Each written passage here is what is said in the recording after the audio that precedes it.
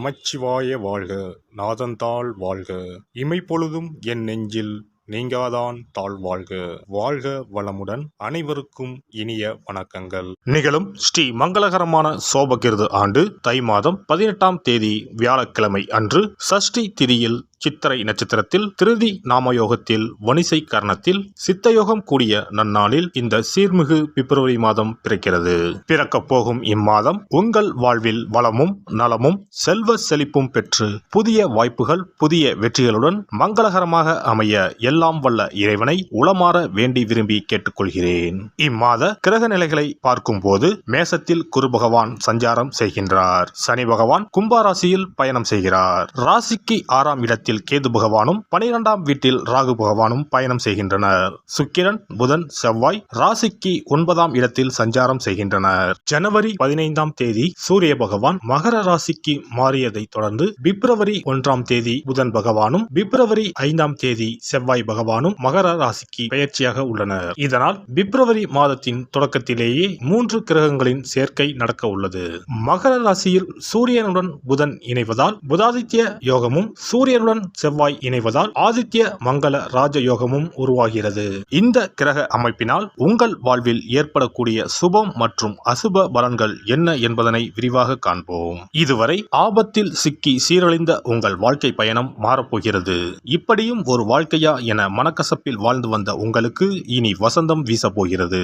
இனி யமனே உங்கள் எதிரில் வந்தாலும் சிவனின் அருளால் எதிர்த்து நின்று போராடும் பலம் உங்களை வந்து சேரும். உங்கள் பிறப்பு ஒரு சாபக்கேடு அல்ல, அது சரித்திரம் படைக்கும். மீனராசி அன்பர்களே, இம்மாதம் குரு மற்றும் கேது பகவானால் பல நன்மைகள் நடைபெற உள்ளன. வெளி வட்டாரத்தில் மதிப்பும் மரியாதையும் அதிகரிக்கும். அரசாங்க வகையில் எதிர்பார்த்த காரியங்கள் அனுகூலமாக முடியும். தந்தை வழி உறவுகளால் ஆதாயம் உண்டாகும். பண வரவு கணிசமாக உயரும். குடும்பத்தில் மகிழ்ச்சியும் உற்சாகமும் நிலவும். கணவன் மனைவிக்கு இடையே அந்யோன்யம் அதிகரிக்கும். உறவினர்கள் வருகையும் அதனால் மகிழ்ச்சியும் உண்டாகும். உறவினர்களிடம் எதிர்பார்த்த காரியங்கள் அனுகூலமாக அமையும். சிலருக்கு வீடு மனை வாங்கும் யோகமும் உண்டாகும். புதிய முயற்சிகளில் வெற்றி கிடைக்கும். எதிரிகளின் தொல்லை இல்லாமல் போகும். அவர்களால் மறைமுக ஆதாயமும் கிடைக்கக்கூடும். உங்கள் முயற்சிகளுக்கு மனைவி மகள் உள்ளிட்ட குடும்ப பெண்கள் பக்க பலமாக இருப்பார்கள். ஆனால் மாத பிற்பகுதியில் விலை உயர்ந்த நகை மற்றும் பொருட்களை இரவல் தரவும் வாங்கவும் வேண்டாம். வீட்டில் பொருட்கள் களவு போகக்கூடும் என்பதால் எச்சரிக்கையாக இருக்கவும். அக்கம் பக்கத்தில் இருப்பவர்களுடன் அனுசரித்து செல்வது நல்லது. உடல் ஆரோக்கியம் மேம்படும். அலுவலகத்தில் ஓரளவுக்கு முன்னேற்றமான சூழ்நிலையே காணப்படும். எதிர்பார்த்த சலுகைகள் கிடைக்கும். சக ஊழியர்கள் உங்கள் பணிகளில் ஒத்துழைப்பு தருவார்கள். உங்கள் கோரிக்கைகள் ஏற்றுக்கொள்ளப்படும். பதவி உயர்வு ஊதிய உயர்வு கிடைப்பதில் இருந்த தடைகள் விலகும். தொழில் மற்றும் வியாபாரத்தில் முன்னேற்றம் ஏற்படும். விற்பனையும் லாபமும் எதிர்பார்த்தபடியே இருக்கும்.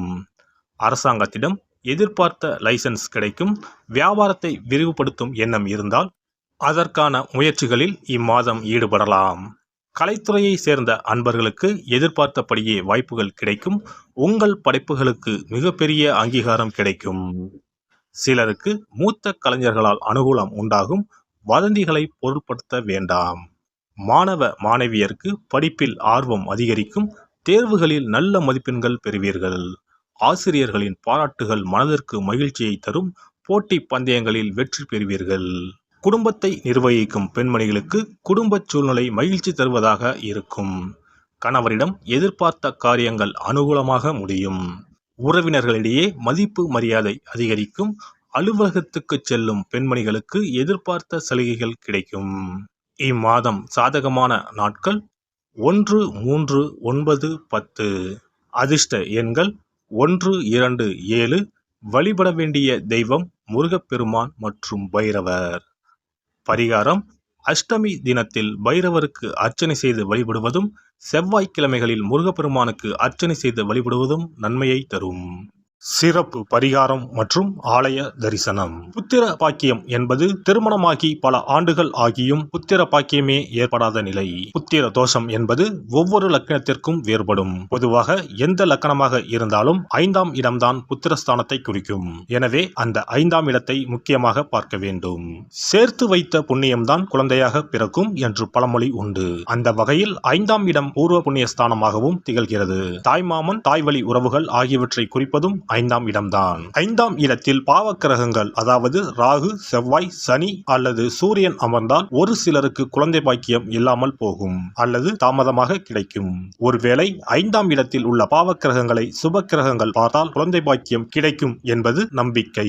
இனி புத்திர பாக்கியம் பெறுவதற்கான ஆலய வழிபாடுகளை பார்ப்போம். செவ்வாய் பகவானின் அம்சமாக கருதப்படும் முருகப்பெருமான் வழிபாட்டை தவறாமல் செய்பவர்களுக்கு நிச்சயமாக புத்திர பாக்கியம் கிடைக்கும். குரு பகவான் வீட்டிற்கும் தலங்கள் அனைத்தும் சிறப்பு வாய்ந்தவைதான். ஆலங்குடி குருஸ்தலம், திட்டை குருஸ்தலம் சிறப்பான பலன்களை கொடுக்கும் ஆலயங்களாகும். அது மட்டுமல்லாமல் சிதம்பரம் அருகே இருக்கக்கூடிய ஓமாம்புலியூர் துயர்தீர்த்தநாதர் ஆலயமும் குரு பகவானின் ஸ்தலமாகும். இந்த ஆலயங்களுக்கு சென்று தரிசித்து வருவதன் மூலம் புத்திர பாக்கியம் நிச்சயமாக கிடைக்கும் என்பதை உறுதியாகவே சொல்லிக் கொள்கிறேன். மேலும் வைத்தீஸ்வரன் கோவில் அனைத்து விதமான நோய்களையும் தீர்க்கும் ஆலயம். இது செவ்வாய் பரிகார ஸ்தலம். எனவே நல்ல சத்தான அறிவு கூர்மை மிக்க குழந்தை பாக்கியம் வேண்டுபவர்கள் இந்த ஆலயத்திற்கு சென்று வந்தால் குழந்தை பாக்கியம் பெறுவதற்கு உண்டான தடைகளை நீக்கி புத்திர பாக்கியத்தை நிச்சயம் அருள்வார் வைத்தியநாத சுவாமி.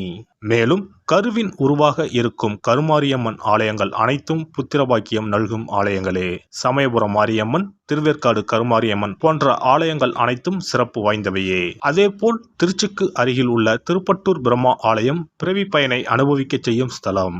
திருப்பட்டூர் பிரம்மாவிடம் வேண்டுதல் வைக்க குழந்தை பாக்கியம் கிடைக்கும். திருச்செங்கோடு அர்த்தநாரீஸ்வரர் ஆலயம் புத்திர பாக்கியத்தை அருளும் முக்கிய ஸ்தலம். குருவாயூர் கிருஷ்ணர் ஆலயமும் ஸ்ரீரங்கம் ரங்கநாதர் ஆலயமும் குழந்தை பாக்கியத்திற்கு வழிகாட்டக்கூடிய வழி கிடைக்கக்கூடிய அற்புத திருத்தலங்கள். இந்த ஆலயங்களில் துலாபாரம் என்னும் வேண்டுதல் வைத்து வந்தால் குழந்தை பாக்கியம் உடனே கிடைக்கும். குழந்தை பேறு பெற்ற லட்சக்கணக்கான பேர் இங்கு வந்து நேர்த்தி கடன் செலுத்துவதை தினந்தோறும் காணலாம். அதேபோல் அத்தி மரத்தை நட்டு வளர்த்து வருவதும் அத்தி மரத்தை பேணி காப்பதும் குழந்தை பாக்கியத்தை தரும். தான தர்மங்களும் புத்திர பாக்கியத்தை தரும். அக்கம் பக்கம் உள்ள குழந்தைகளுக்கு உணவு வழங்குதல், இனிப்புகள் வழங்குதல் போன்ற செயல்கள் புத்திர பாக்கியத்தை தரக்கூடியதாகும். துர்க்கை வழிபாடும் முருகப்பெருமான் வழிபாடும் சிறந்த பரிகார முறைகள். அதிகாலை நேரத்தில் அரச மரத்தை 48 முறை சுற்றி வருவதன் மூலமும் குழந்தை பாக்கியம் நிச்சயம் உண்டாகும். எறும்பு புற்றுக்கு வெல்லம், பொட்டுக்கடலை கலந்து தருவதால் 1000 பேருக்கு அன்னதானம் செய்த பலன் வந்து சேரும். கர்ப்பிணிகளுக்கு அவர்கள் விரும்புவதை வாங்கி கொடுத்து அவர்களை மகிழ்ச்சிப்படுத்துவதன் மூலம் அவர்களுடைய ஆசீர்வாதம் கிடைக்க பெற்று குழந்தை பாக்கியம் கிடைக்கும் என்பது உண்மை. புத்திர தோஷம் உள்ளவர்கள் முதியோர் காப்பகங்களில் உள்ள முதியோருக்கு உணவு, உடை வழங்கி அவர்களின் ஆசியை பெற்றால் புத்திர பாக்கியம் கிடைக்கும். மேற்கண்ட ஆலய பரிகாரங்களை முறையாக செய்து நம்பிக்கையோடு வணங்கி வந்தால் குழந்தை பாக்கியம் நிச்சயம் கிடைக்கும். எல்லாம் வல்ல இறையருளால் நீங்களும் உங்கள் அன்பு குடும்பமும் உடல் நலம், நீலாயுள், நிறை செல்வம், உயர் புகழ், மெய்ஞானம் ஓங்கி வாழ்க வளமுடன். இந்த வீடியோ உங்களுக்கு பிடிச்சிருந்தா லைக் பண்ணுங்க, ஷேர் பண்ணுங்க அண்ட் சப்ஸ்கிரைப் பண்ணுங்க. பக்கத்துல இருக்க பெல் ஐகானை கிளிக் பண்ணுங்க. நன்றி, வணக்கம், வாழ்க வளமுடன்.